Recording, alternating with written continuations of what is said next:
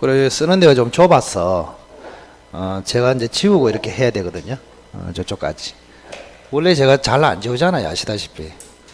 한 판 나가면 딱 쉬고 이렇게 하잖아요, 그죠? 하여튼 그 좀 지우고 이렇게 하기 때문에 가급적이면 필기할 생각하지 마시고 잘 들으시고, 필기는 동영상을 보면서 조금 하시도록 그렇게 하시면 좋겠다. 자, 오늘은 353페이지 유치권 보겠습니다. 유치권.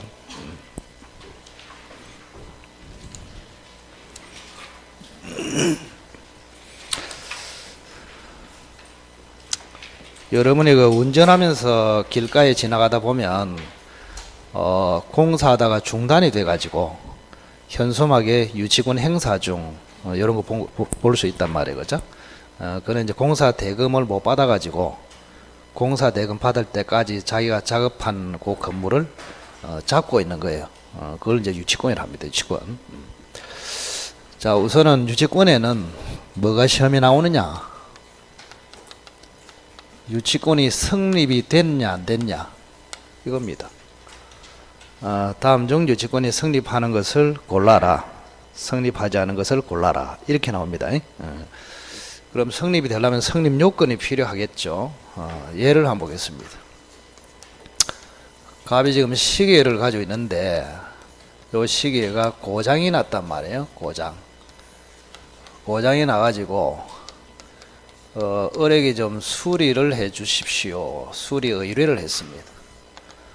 천천히 잘 들어보면 어렵지 않습니다. 그래서 을이 수리를 했거든요. 수리비가 3만원 나왔습니다. 수리비 3만원. 이렇게. 그럼 요 3만원 받을 때까지 갑의 시계를 뭐 한다고? 유치한다고. 이거를 유치권이라 합니다. 근데 만약에 을이 이제 3개월 전에 3만원 빌려준 적이 있거든요. 그러면 총 6만원 받을 거 있잖아요, 그죠? 근데 빨간 요 3만원 받을 때까지는 유치권이 안 됩니다. 요거만 된다. 유치권에서 제일 중요한 게 요겁니다. 그럼 하얀 거하고 빨간 거 차이가 뭐예요? 차이? 요거는 수리비 채권, 요거는 대여금 채권. 여기 차이가 뭘까요? 차이. 어제 결혼생이 막 이야기하다가 제가 천천히 하니까, 그죠? 분위기가 확 바뀌잖아요, 느낌이. 네? 자, 수리비는 시계 때문에 생긴 채권이고, 대여금 채권은 아무 관련이 없잖아요, 그죠? 그게 유치권에서 핵심입니다. 그래서 수리비 채권하고 시계하고는 밀접한 관련이 있다. 이게 제일 중요합니다, 유치권에서. 그저 아무 채권을 위해서 유치를 하는 것이 아니고 그 물건 때문에 생긴 채권, 그걸 가지고 유치를 한다, 그런 뜻입니다. 자, 그러면 유치권이 성립하려면 세 가지 요건이 필요합니다. 첫째는 당연히 채권이 존재해야 됩니다. 채권을 담보하기 위해서 유치한다, 채권을 확보하기 위해서 유치한다, 그런 뜻입니다. 그 다음 두 번째는 유치권의 본질은 점유예요, 점유. 반드시 시계를 꽉 잡고 있어야 돼. 점유를 해야 된다. 그 다음에 세 번째는 우리끼리는 유치권이 배제되는 것으로 하자, 이렇게 배제 특약을 할 수 있거든요. 그럼 이 특약은 유효입니다. 유치권 배제 특약은 유효이다. 그럼 이 특약이 있으면 두 개가 갖춰져 있어도 유치권은 성립하지 않죠. 그래서 이 특약이 없어야 된다. 요 세 가지입니다. 자, 채권이 존재하고 점유를 하고 있고 배제 특약이 없고, 요 세 가지입니다. 그러면 세 가지만 딱 기억하면 되잖아요. 참 단순합니다, 그죠? 일이 쉽나? 자, 채권에는 다시 두 가지로, 하나는 채권하고 물건하고 밀접한 관련이 되어야 됩니다. 한번 읽어 보실까? 결련성이라 합니다. 그래서 이제 결련성이 우리 판례에서 한 90% 차지하거든요. 결련성이 있으면 성립하고, 결련성이 없으면 성립하지 않고, 이래 됩니다. 결련성이 있어야 된다. 즉 시계하고 밀접한 관련이 있어야 된다. 그 다음 두 번째, 요 채권은 변제기 도래를 해야 됩니다. 여기 시험장에 가면은 실수 투성이다. 변제기 도래 꼭 기억해야 됩니다. 예를 들면 이런 거예요. 지금 수리를 맡긴 게 3월 1일이야. 근데 3월 3일 날 수리를 완성했습니다. 자, 값은 3만원 언제 줘야 할까요? 3월 3일, 그죠? 근데 값이 돈이 없어가지고 을한테 부탁합니다. 이틀 뒤에 주면 안 되나? 좋다. 이래 됐어. 그럼 변제기는 언제예요? 3월 5일. 그럼 을이라는 사람은 시계를 점유한 것은 3월 1일부터인데 3월 1일부터 유치권이 되는 것이 아니고 3월 5일부터 된다고. 아시겠어요? 변제기 도래가 돼야 된다. 꼭 기억하시기 바랍니다. 헷갈리지 마시고. 자, 그 다음 점유는, 첫째는 직접 점유를 해도 되고 간접 점유를 해도 됩니다. 간접 점유. 예를 든다면 을이 갑의 허락을 얻으면 요 갑의 시계 요거를 을다시에게 빌려줄 수 있어요. 이렇게. 그러면 을다시가 직접 점유하고 을은 간접 점유합니다. 이것도 유치권이 된다고. 즉 남에게 맡긴 채로 유치권도 가능하다. 됐죠, 그죠? 간접 점유. 그 다음 두 번째. 자, 점유가 적법이야 합니다. 적법. 요것도 시험장에 가면은 잘 놓칩니다. 조심해야 된다. 만약에 이런 경우 있어요. 자, 을이 갑의 시계를 훔쳤단 말이에요. 자, 을이 갑의 시계를 훔쳐가지고 수리했습니다. 그럼 첫째 질문. 자, 훔쳤으니까 을은 도둑놈 아닙니까? 자, 도둑놈이 갑에게 수리비를 청구할 수 있을까요? 괜찮다. 소신껏 이야기해라.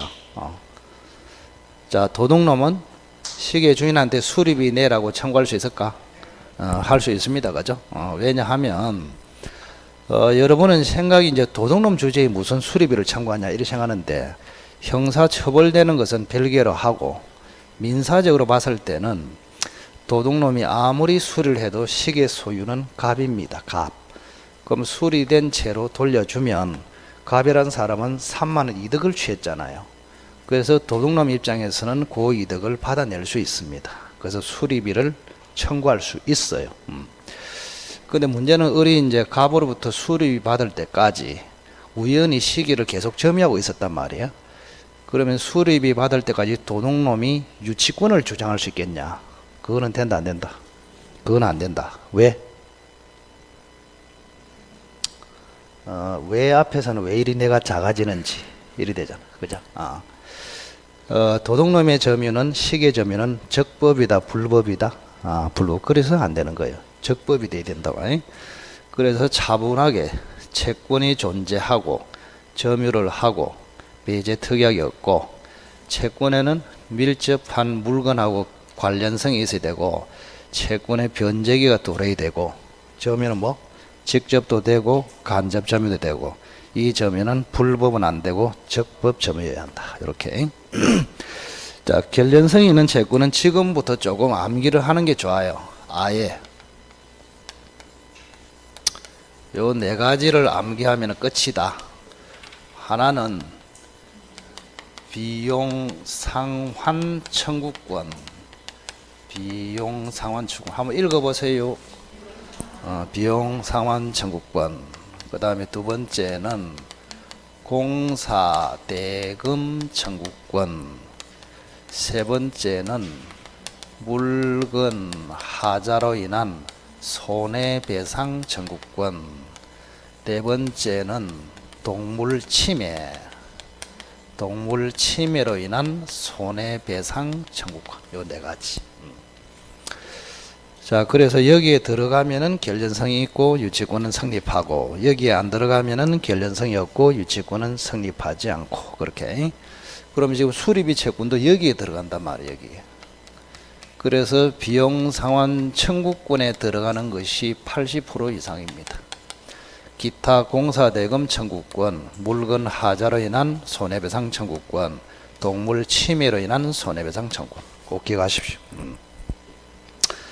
자, 그러면 이것만 정확하게 알고 있으면 유치권이 성립하느냐 안 하느냐를 판단할 수 있습니다. 자, 자, 세 가지를 다 갖추면 성립. 하나라도 빠지면 불성립. 이렇게 된단 말이에요. 자, 그러면 이제 성립이 됐으면은 효력이 생깁니다. 항상 효력. 성립이 됐으면은 유치권의 효력. 자, 앞으로 민법에서 효력이라는 단어가 나오면 항상 권리와 의무를 의미합니다. 그래서 유치권자의 권리와 의무. 그러면 유치권자 을의 권리가 뭐가 있겠느냐, 이런 이야기입니다. 자, 첫째는 경매권이 있습니다. 경매권. 그런데 희한하게 우선 변제권은 없어요. 우선 변제권이 없다고. 경매하고 우선 변제는 반월과 실이거든요. 그래서 경매를 통해서 우선 변제 받고 우선 변제를 받기 위해서 경매를 한단 말이에요. 그러면 이 두 개를 가지는 게 정상이에요. 그래서 전세권자나 저당권자는 두 개를 다 가져. 그 지나가는 사람이 저당권자 보고 경매권 있냐? 있다. 우선 변제권 있냐? 있다. 말라고 경매하노? 우선 변제 봐달라고. 우선 변제 어떻게 받노? 경매해가지고. 이 말이 맞잖아요. 근데 유치권자한테 지나가는 사람이 네 유치권자 경매권 있냐? 있다. 우선 변제권은 없다. 말라고 경매하노? 모르겠다. 이래 되잖아요, 여기는. 그죠? 그래서 이게 이상한 경매란 말이에요. 그래서 이때 유치권자의 경매는 우선 변제를 위한 정상적인 경매가 아니고 특수 경매다. 이런 느낌이 있다고 봐야 됩니다. 특수 경매. 이 특수 경매를 환가를 위한 경매라고 합니다. 한번 읽어봐요. 환가. 돈으로 바꾸기 위한 경매. 예를 들어서 극단적으로 뜨거운 여름날에 배추를 유치했단 말이야. 그럼 배추가 썩어버리잖아. 그럼 썩기 전에 배추를 경매에 넣어서 돈으로 바꿔서 돈으로 유치할 수 있어요. 그래서 돈으로 바꾸기 위한 경매입니다. 이걸 뭘 한다고? 환가를 위한 경매. 자, 그 다음 두 번째, 간이 변제 충당권이라고 있습니다. 간이 변제 충당권. 간이 변제 충당권. 요거는 무슨 말이냐? 간단하게 물건으로 변제에 충당할 수 있는 권리다. 그런 뜻이거든요. 이걸 이해를 하면 되잖아요. 자, 여기 보세요. 수리비가 3만 원이거든. 근데 시계가 폭락을 해가지고 2만 9천 원짜리가 돼버렸어. 그럼 시계 주인은 2만 9천 원짜리 시계를 찾아가기 위해서 수리비 3만 원 준다. 안 주겠다 이 말입니다. 안 줘. 내 같아도 안 주겠다. 그죠? 만다고 3만 원 주고 2만 9천 원짜리 찾아오겠냔 말이야. 100만 원짜리 시계가 더 푸득 찾아오는데. 자, 그러면 을이라는 사람은 받지도 못할 3만 원 받을 때까지 2만 9천 원짜리 시계를 평생 유치해야 됩니다. 갑이 안 찾아가기 때문에 이런 경우에. 그럼 을이 좀 불쌍하잖아요. 그죠? 평생 유치하는 게 쉽지가 않거든. 자, 이런 경우에 우리 민법은 을아, 네 3만 원 받기 텄다. 그냥 요 3만 원 대신에 2만 9천 원짜리 시계를 네 해라. 이걸 간이 변제 충당이랍니다. 요 돈 대신에 시계로 변제 충당하는 권리. 그걸 뭐라고? 간이 변제 충당권. 그럼 간이 변제 충당권은 남의 물건을 내 거로 만들기 때문에 사실은 엄격한 요건이 필요합니다. 네 가지 요건이 필요하다. 요거는 책에 줄 얹어 보실까요? 어디 갔느냐? 저 쭉 넘겨보시면 360페이지. 자, 양괄호 3번에 간이변제 충당 찾았죠? 그 322조에 보시면 2항에 줄 것이고, 정당한 이유, 감정인의 평가, 법원의 청구, 미리 채무자에게 통지. 요 네 가지입니다. 자, 그 다음에 세 번째, 과실 수취. 과실 수취에 의한 변제 충당권이 있습니다. 과실 수취에 의한 변제 충당권.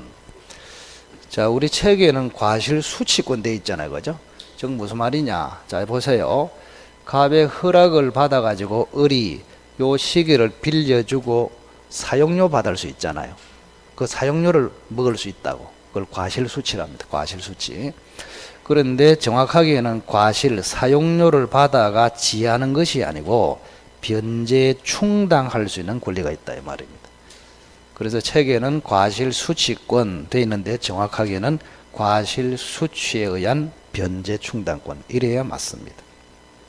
그 다음 네 번째, 자, 유치권자는 유치물에 대해서 비용을 지출할 수가 있거든요. 시계에. 그러면 요거는 나중에 시계 주인한테 돌려달라고 청구할 수 있습니다. 한번 읽어보세요. 비용 상환 청구권 이렇게. 그래서 유치권자의 권리는 4개다 생각하십시오. 유치권자는 경매를 할 수 있다. 물건으로 유치물로 변제 충당할 수 있다. 그 다음에 유치물에서 생긴 과실로 변제 충당할 수 있다. 유치물에 투입한 비용 상환을 청구할 수 있다. 요 4가지. 자, 그 다음에 의무를 한번 볼까요? 유치권자의 의무. 자, 유치권자의 의무는 크게 2가지가 있습니다. 하나는 선관주의 의무라고 있습니다. 한번 읽어 주십니까? 선관주의 의무. 선관주의 의무. 요거는 반대말을 알아야 됩니다. 반대말은 자기 재산과 동일한 주의 의무 이렇게 불러요. 자, 선관주의 의무, 자기 재산과 동일한 주의 의무. 자, 선관주의 의무는 높은 주의, 자기 재산과 동일한 주의 의무는 낮은 주의 이렇다. 그러면 유치물은 자기 물건입니까? 타인의 물건입니까? 타인의 물건. 타인의 물건이기 때문에 높은 주의를 가지고 유치해라. 이게 선관주의 의무다. 자, 그 다음에 2번째, 유치물을 사용할 수도 있고 남에게 빌려줄 수도 있고 남에게 담보를 제공할 수도 있습니다. 그러면 타인의 물건을 함부로 사용, 함부로 대여, 함부로 담보 제공할 수 없죠. 이때는 소유자 갑의 성락을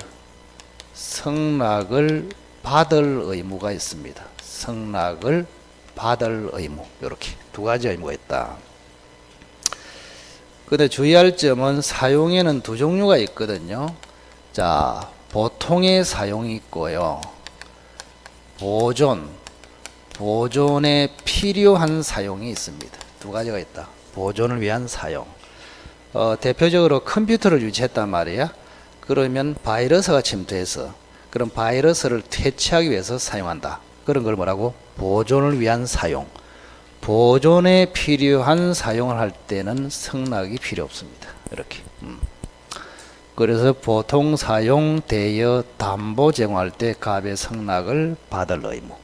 자, 유치권자의 의무는 몇 개라고? 2개. 하나는 점유할 때는 성관주의로 점유해라.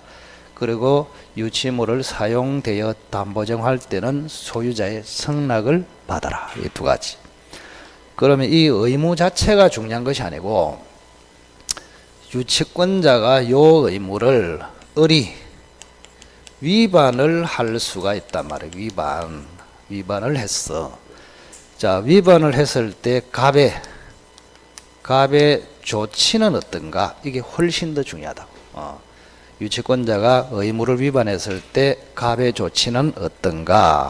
갑은 유치권자에게 유치권 소멸 청구를 할 수 있는 권리를 가지게 됩니다. 한번 읽어보세요. 유치권 소멸 청구. 이게 훨씬 더 중요하다고. 그래서 유치권자가 의무를 위반했을 때 갑은 유치권자에게 유치권 소멸을 청구할 수 있다. 자, 제도가 하나 더 있습니다. 하나 더. 갑은 담보를 제공하고 유치권 소멸을 청구할 수도 있습니다. 그래서 유치권 소멸 청구 제도는 2가지예요. 유치권자의 의무 위반으로 소멸 청구, 갑이 담보를 제공하고 유치권 소멸 청구 2가지가 있다고. 그럼 이게 이제 왜 중요하냐? 전혀 다르거든. 자, 위에는 청구로 돼 있지만 우리 판례는 강력한 형성권으로 봅니다. 여러분이 권리 나눌 때 항상 제가 이야기했죠. 물권, 채권, 채권에는 청구권, 형성권 이렇게, 그죠? 요거는 청구로 되어 있지만은 무슨 권리라고? 형성권. 형성권이기 때문에 유치권 소멸, 청구, 즉시 유치권이 바로 소멸합니다. 이렇게 형성권은 강력하다. 그런데 밑에 요 청구는 형성권이 아니에요. 그럼 이거는 청구 즉시 소멸하는 것이 아니야. 요거는 유치권자가 승낙해야 됩니다. 유치권자가 승낙을 해야 소멸해요. 근데 유치권자가 승낙해야 되는데 승낙 안 하면 승낙에 가름하는 판결을 얻을 수 있어요. 그래서 승낙을 하거나 승낙에 가름하는 판결이 있어야 유치권이 소멸한다. 전혀 다르다. 자, 유치권 소멸 청구 제도는 몇 개라고? 2개. 하나는 유치권자의 의무 위반으로 소멸 청구, 하나는 소유자가 담보 제공해서 유치권 소멸 청구. 의무 위반으로 청구는 형성권, 청구 즉시 소멸, 담보 제공으로 소멸 청구는 청구권. 이때는 청구 즉시 소멸이 아니고 유치권자가 승낙하거나 승낙에 가름하는 판결이 있어야 소멸한다. 이렇게. 자, 그 다음에 362페이지 보세요.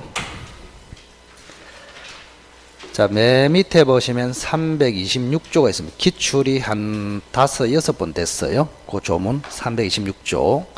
자, 유치권 행사는 채권 소멸시효 진행에 영향을 미치지 않는다. 즉 소멸시효 진행을 막을 수 없다.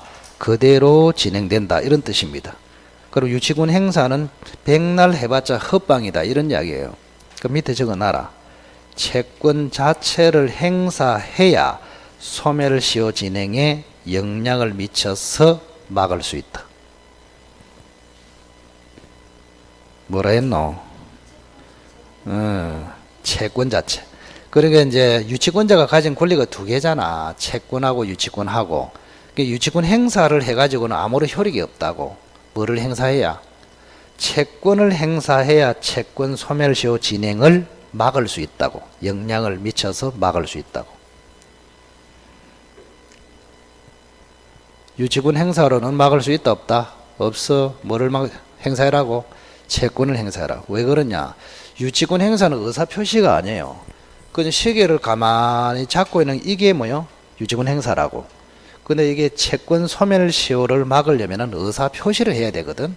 그래서 유치권 행사는 의사표시가 아니란 말이에요. 근데 채권 행사는 뭐요? 돈 갚아라. 이게 의사표시를 해야 채권 행사가 된단 말이에요. 그래서 채권 소멸시효를 막으려면 유치권 행사로 된다 안 된다? 안 돼. 뭐로 해라고? 채권을 행사해라. 지금 4번 이야기했다. 창원하고 울산 딱 한 번 하고 넘어갔다 그냥. 응? 자, 그래서 유치권 행사로는 소용이 없고 채권 행사를 해야 소멸시효를 막을 수 있다. 기억하시고. 자, 364페이지 저당권 한번 볼까요? 저당권.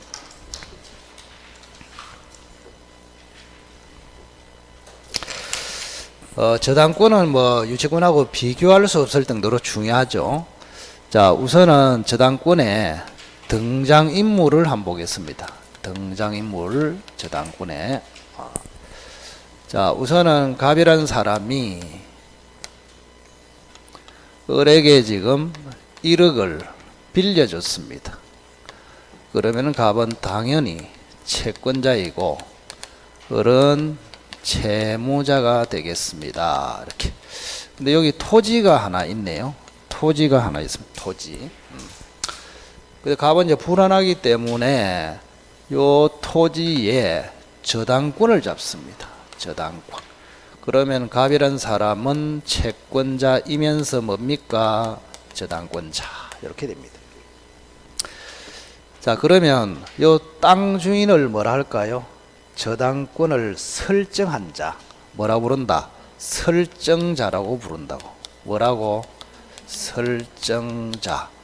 그러면 이 토지가 채무자 토지가 될 수도 있고 제3자 토지가 될 수도 있거든요. 만약에 을다시 토지다 이리 될 수도 있잖아. 자, 돈은 누가 빌렸습니까? 채무자. 그런데 이 채무자가 담보물이 없어요. 은행에서 담보를 요구하는데, 그래서 우리 친구 을다시한테 부탁해서 돈은 지가 빌리고 저당권 설정은 누가 해준다? 을다시가 자기 토지에 해준단 말이에요. 이렇게. 그러면 채무자와 설정자가 다르다 이 말이죠, 그죠? 채무자는 누구라고? 을. 설정자는 을다시, 그죠? 그럼 여기서 여러분이 개념상 아셔야 될 게 뭐냐? 채권자고 저당권자는 99.9%가 일치해요, 이렇게. 근데 채무자와 설정자는 일치한다, 안 할 수도 있다, 안 할 수도 있다고, 이렇게. 자, 돈을 갚아야 하는 사람은 누구예요? 돈을 갚아야 하는 사람, 을입니다, 그죠? 그래서 을은 변제를 해야 하는 사람. 그러면 을다시는 설정자는 뭐 하는 사람이에요? 응? 을다시는 채무자가 돈을 못 갚으면은 자기 재산으로 책임을 지는 사람이다. 책임. 그래서 이 사람은 책임자다. 이런 이야기입니다. 책임자. 여러분이 그 사회에서 보정 들어보셨죠? 보정인. 보정인. 보정인이 뭐 하는 사람이에요? 채무자가 돈을 못 갚으면은 보정인이 전 재산으로 책임을 집니다. 그걸 보정인이라 한다. 그런데 이 을다시는 전 재산으로 책임집니까? 요 토지만으로 책임집니까? 토지만으로. 그 물건만으로 책임을 진다. 읽어보세요. 물상보정인. 물상보정인. 그래서 을다시를 물상보정인이라 한다. 물건으로 책임을 지는 사람. 물상보정인. 이 물상보정인 저당권에서 엄청나게 큰 역할을 하는 사람이다. 수시로 튀어나온다. 이런 이야기. 자, 그리고 여기 이제 보시면, 자, 보세요. 요 채권을 피담보 채권이라고 합니다. 한번 읽어봐 주세요. 피담보 채권. 저당권이 없으면 일반 채권, 저당권이 붙어 있으면 피담보 채권, 저당권으로 담보된 채권, 그런 뜻입니다. 피담보 채권, 피담보 채권. 자, 그러면 피담보 채권하고 일반 채권하고 어느 채권이 좋습니까? 피담보 채권이 좋지. 저당권이 붙어 있는 피담보 채권은 다른 사람보다 우선 변제를 받는 사람이고, 그 다음 저당권이 없는 일반 채권은 다른 채권자와 평등 비례해서 변제를 받는 사람이다. 그래서 피담보 채권이 훨씬 유리하다. 자, 이때 피담보 채권에 대해서 한번 볼까요? 자, 피담보 채권은 원칙은 금전 채권이 돼야 합니다. 금전 채권. 돈에 대한 요거를 금전 채권이라 하잖아요. 그죠? 왜 금전 채권이 원칙일까요? 등기 때문에 그렇습니다. 금전 채권이 돼야 등기를 할 수 있단 말이에요. 등기. 채권 1억 이런 식으로. 그죠? 그런데 예외적으로 비금전 채권, 이거를 특정물 채권으로 부릅니다. 특정물 채권. 이렇게. 자, 요것도 예외적으로 피담보 채권이 가능하다고. 여기. 자, 예를 한번 들어볼까요? 자, 갑이 을에게 1억을 빌려준 게 아니고 쌀 100가마를 빌려줬어. 뭐를 빌려줬다고? 쌀 100가마. 그러면 갑은 을에게 쌀 100가마 받을 수 있는 채권이 있잖아. 그 쌀 100가마 채권은 금전 채권이다. 특정물 채권이다. 특정물 채권. 이거를 위해서도 갑은 토지의 저당을 잡을 수 있다고. 아시겠어요? 그래서 특정물 채권도 피담보 채권이 될 수 있다. 대신에 요 채권 가격이 있잖아요. 채권 가격을 요거 조심해야 된다고. 등기부에 반드시 기재를 해줘야 됩니다. 등기부에. 왜 그런지를 생각해 보세요. 자, 금전 채권은 등기하기가 좋잖아요. 폼도 나고 채권 1억 딱 이러면 좋잖아. 1억이면 공이 몇 개지? 헷갈리네. 8개. 그래서 1억 하면 좋잖아, 등기부에. 근데 쌀 100가마 채권 그걸 등기부에 적기가 좀 그렇잖아요. 쌀 100가마 괄호하고 정범위 좀 이상하잖아요, 등기부에. 그래서 쌀 100가마 채권을 등기하기가 곤란하단 말이에요. 그래서 백가마 채권의 감정평가해서 그 가격을 등기부에 기재해야 됩니다. 이렇게 아시겠나요? 간단하게 그죠? 자, 그렇게 보시고 그 다음에 저당권의 객체, 저당권으로 잡을 수 있는 객체가 뭐냐? 특별법의 객체도 있지만 민법의 객체는 4개밖에 없습니다. 4개 정도는 기억하고 있어야 됩니다. 저당권의 객체, 첫째는 부동산을 객체로 삼을 수 있다. 두 번째는 지상권을 객체로 할 수 있다. 세 번째는 전세권을 할 수 있다. 지분을 할 수 있다. 이렇게. 그러면 저당권의 객체는 물건도 되지만 권리도 되고 권리 일부도 객체가 되네요. 이렇게. 자, 권리 일부인 지분은 객체가 되는데 물건의 일부, 뭐 토지의 일부 이런 거는 저당권의 객체가 안 됩니다.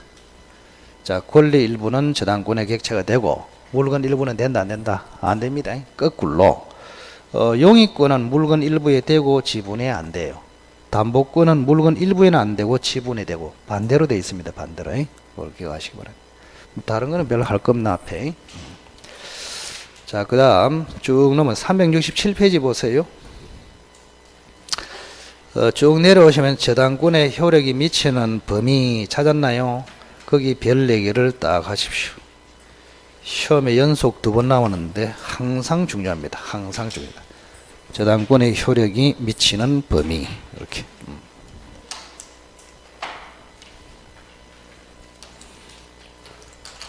이거 쉬어도 되겠죠?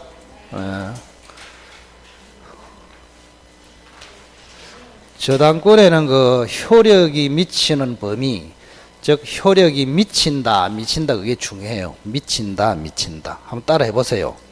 미친다. 저당권에는 전부 다 미친다 안 미친다, 미친다 안 미친다, 돌아쁜다 이렇게 나옵니다. 그죠? 그거를 잘 하면 돼. 자, 저당권의 효력. 저당권의 효력이 미치는 범위 이렇게. 요게 별 4개라고 별 4개. 항상 한 문제는 출제를 해요.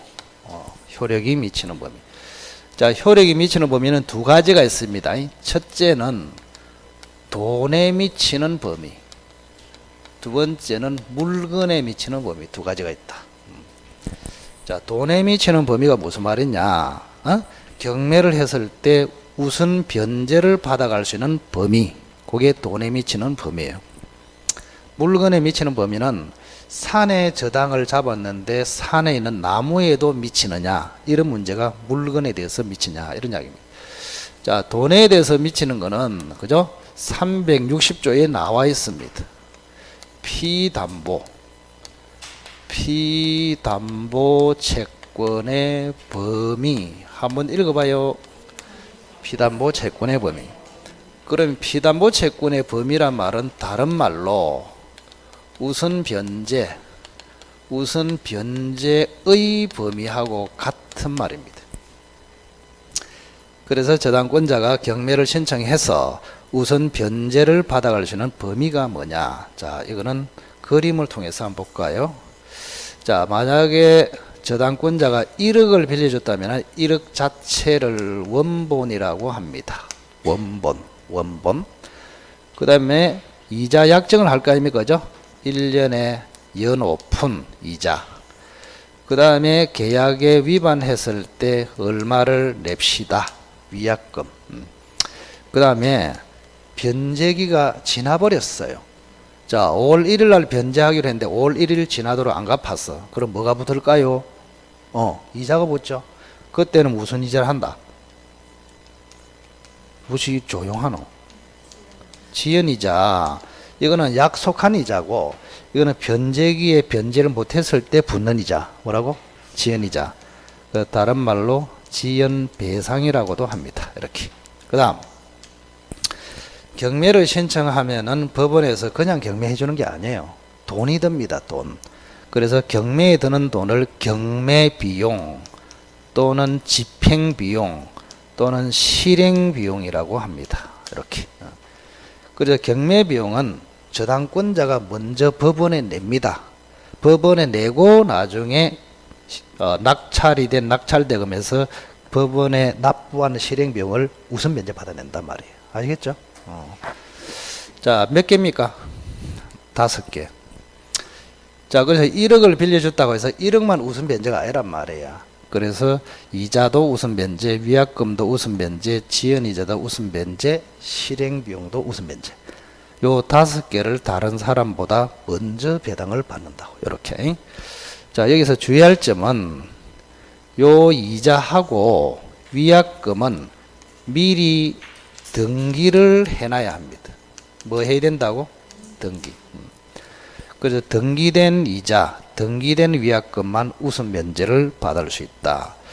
그 다음에 지연이자와 실행비용은 등기 필요 없어요. 요거는 등기가 필요 없다. 뭐 등기 필요 없다 할 수도 있지만 등기할 수도 없어요. 경매비용이 얼마 들어갈지 미리 등기를 못해요. 요거는 연 5% 등기할 수 있잖아요. 위약금 1,000만 원 등기할 수 있잖아요. 이거는. 근데 이거는 정해질 수가 없어요. 경매비용은 계속 유찰이 돼버리면 비용이 자꾸 증가한단 말이에요. 그리고 지연이자는 몇 년 지연이 될지 알 수가 없잖아요. 그래서 이거는 등기할 수 없기 때문에 등기 안 해도 우선 면제를 받는다. 됐고. 자, 그 다음. 자, 요 이자는 제한 없이 우선 면제를 다 받아요. 근데 지연이자는 제한이 없는 것이 아니고 1년분에 한해서만 우선 면제를 받습니다. 중요하죠. 만약 예를 들어서 변제기 도래 후 10년 후에 경매를 넣었다 칩시다. 그럼 지연이자가 몇 년치입니까? 10년치. 그러면 10년치를 저당권자가 우선 면제 다 받아가면 후순위 저당권자가 먹을 게 없어요. 그래서 후순위 저당권자를 보호하기 위한 수단으로 몇 년치만 우선 면제 받아라? 1년치만. 그래서 요 1년치 받아가라 요거는 채무자를 위한 제한이 아니고 제3자를 위한 제한이다. 이게 판례입니다. 그러면 제3자 중에서 대표 선수가 후순위 저당권자다. 이렇게 되는 것입니다.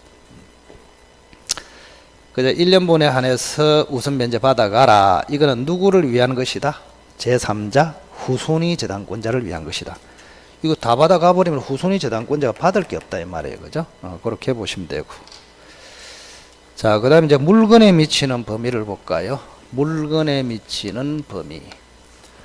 자, 우선은 첫째, 원래의 저당 목적물을 원물이라고 합니다. 당연히 미칩니다. 그 다음에 부합물에도 미친다. 세 번째, 종물에도 미친다. 네 번째, 과실에는 안 미친다. 근데 과실에도 예외적으로 미치는 경우가 있습니다. 요거를 한번 분석을 해보자 이 말입니다. 자, 예를 든다면 뭐 이런 게 있겠죠. 원물은 원래의 저당 목적물 이게 줄인 것입니다. 원물. 자, 갑이 을에게 1억을 빌려줬어요. 이게 산이 있습니다. 산. 그리고 갑이 을에게 1억을 빌려주고 횟집이 있어요. 횟집. 횟집이 을한테 있었다. 이 말입니다. 자, 갑은 산에다가 저당권을 잡았어. 횟집에다가 저당권을 잡았어. 요렇게. 근데 이 산에는 나무가 하나 있었습니다. 요렇게.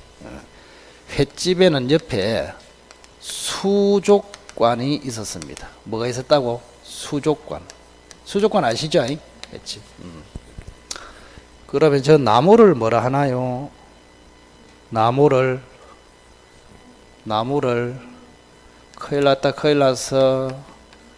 부합물이다. 부합물. 우리가 올해 왜 그럴까? 자, 예전에는 우리가 화요일 수업이기 때문에 우리가 빨랐거든요. 울산하고 창원보다 빨랐어. 근데 지난번에 그 휴일 때문에 구정 때문에 우리가 늦었어 오히려. 그럼 창원하고 울산을 하고 우리 학원에 온단 말이에요. 창원 울산은 한 방에 부합물 이랬다. 예. 그래서 저당권에서 이게 나무가 뭐냐 이랬을 때 나무, 수목 이래서 하면은 깝깝하다 이거지. 법적인 용어로 이야기를 해야 된다고. 부합물. 그 나무는 그 산에 부합이 되는 게 원칙이다 이렇게 배웠잖아요.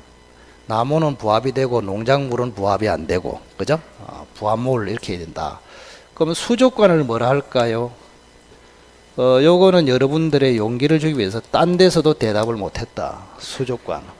근데 사람이 눈치가 있어요. 제가 항상 강조하는 게, 이 공부는 하루 종일 열심히 해도 점수가 안 나온 사람이 있고, 그냥 수업만 들어도 점수 잘 나온 사람이 있잖아요.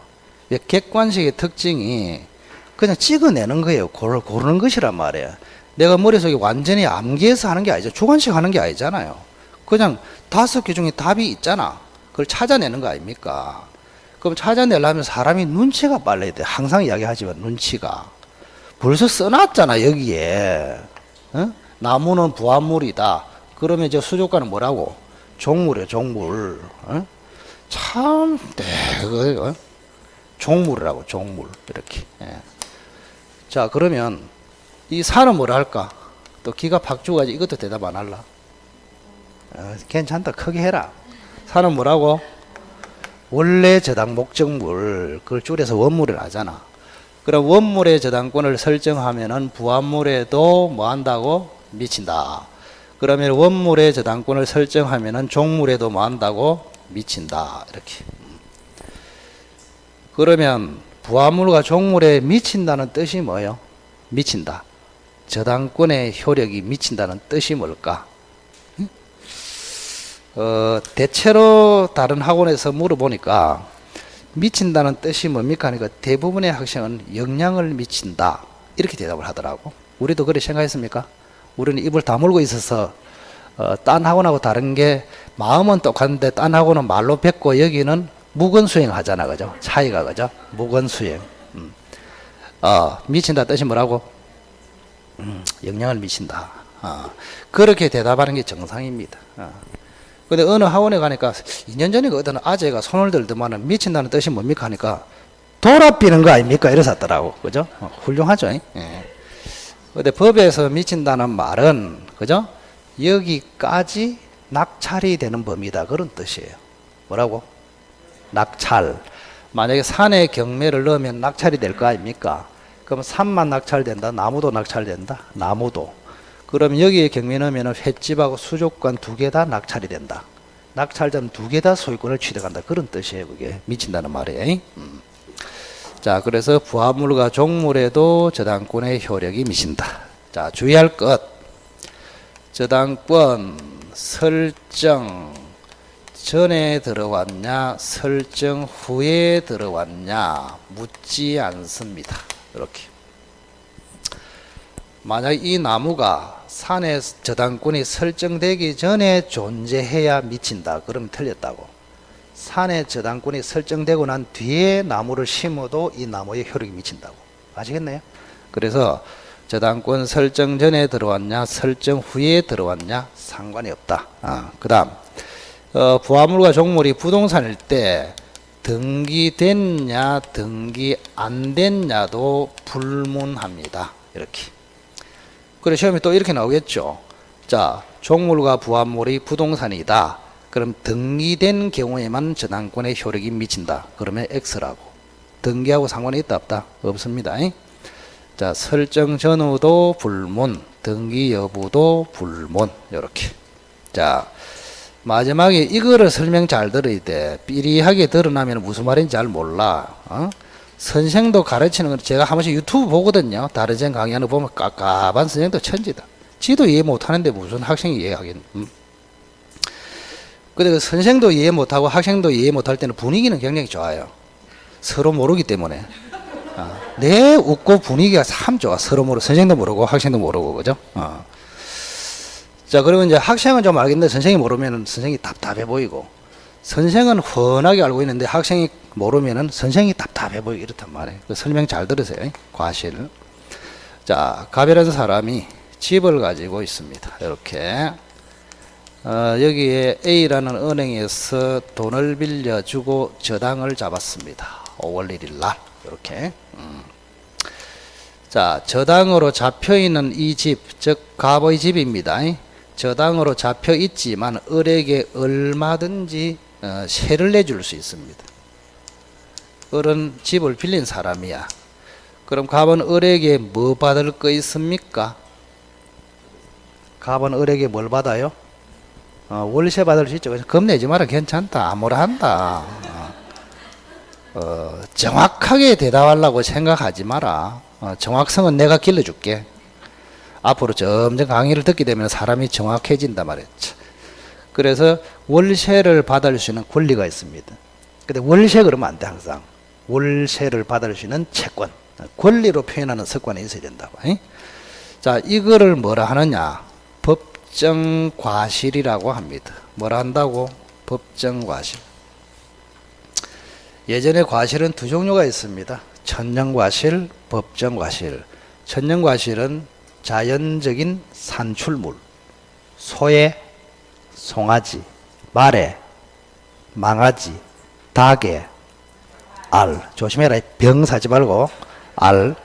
그걸 뭐라고? 천연과실. 자, 그 다음에 집 사용료, 임대료, 차임, 토지 사용료, 치료, 돈 사용료, 이자, 이런 걸 법정과실을 한다고. 그럼 이거는 집의 사용료 아닙니까? 그죠? 그래서 법정과실이다. 이런 이야기입니다. 자, 그러면 이 과실에 저당권의 효력이 미치겠느냐? 이런 이야기 아닙니까, 지금? 미친다는 말이 무슨 소리 했습니까, 아까? 낙찰된다. 그러니까 만약에 요게 미치나 안 미치냐에 따라서 A가 경매를 넣었잖아요. 그럼 누가 낙찰 받을 거 아닙니까?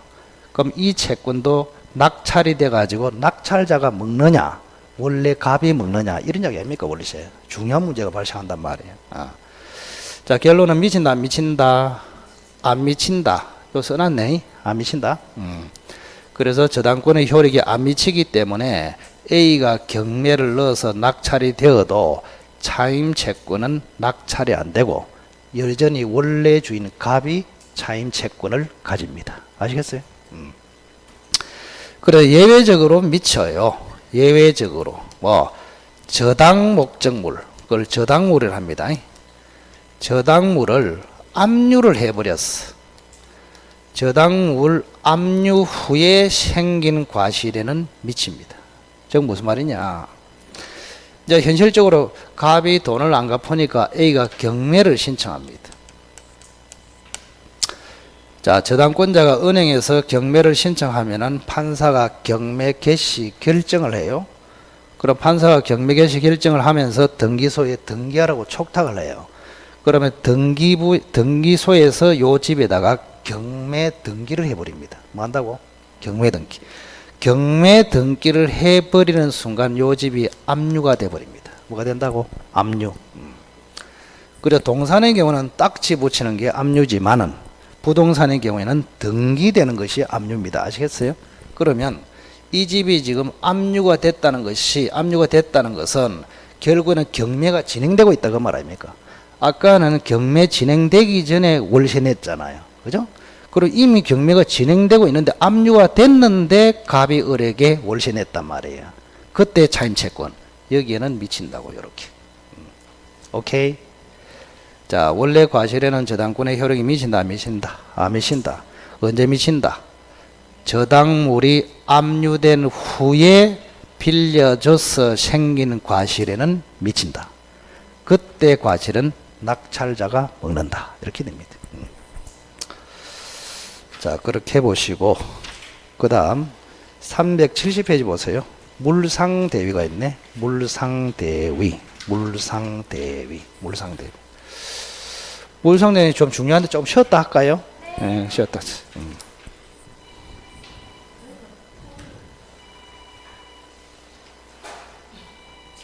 대전하게 아이가.